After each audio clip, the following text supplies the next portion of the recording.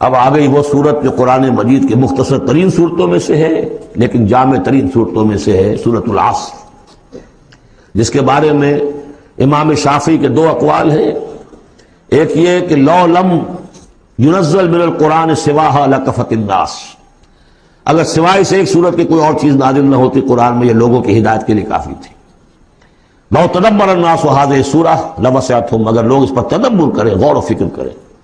ہمارا جو منتخب نصاب مطالعہ قرآن حکیم کا، اس کا نقطۂ آغاز یہ صورت ہے، اور اس پر میرا کتابچہ بھی موجود ہے، کتاب بھی موجود ہے۔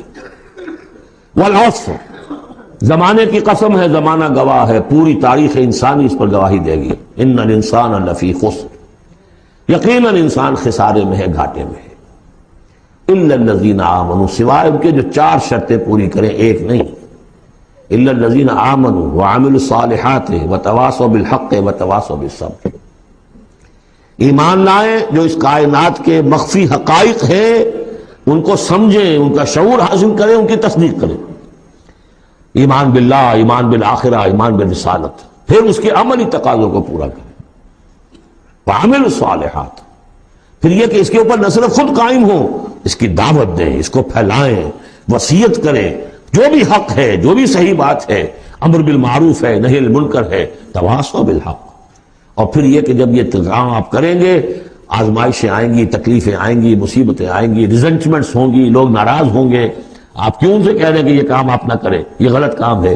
بچوں سے بھی کہہ کر دیکھیے کہ گلی میں مت کھیلو، تم کرکٹ کھیل رہے ہو، کسی گاڑی کا شیشہ توڑو گے تو پھر اپنی عزت بچا کر وہاں سے نکل کر گھر واپس پہنچنا مشکل ہو جائے گا۔ کوئی نہیں چاہتا کہ کوئی بات آپ بتائیں، تو پھر اب آپ کو صبر کی ضرورت ہوگی، آپ اس پر کام کرتے رہیں۔ جیسے کہ حضرت لقمان نے اپنے بیٹے کو نصیحت کی تھی، یا بنی اقم الصلاۃ وامر بالمعروف ونہی عن المنکر واصبر علی ما اصابک، پھر جو بھی تکلیف آئے اسے جھیلو۔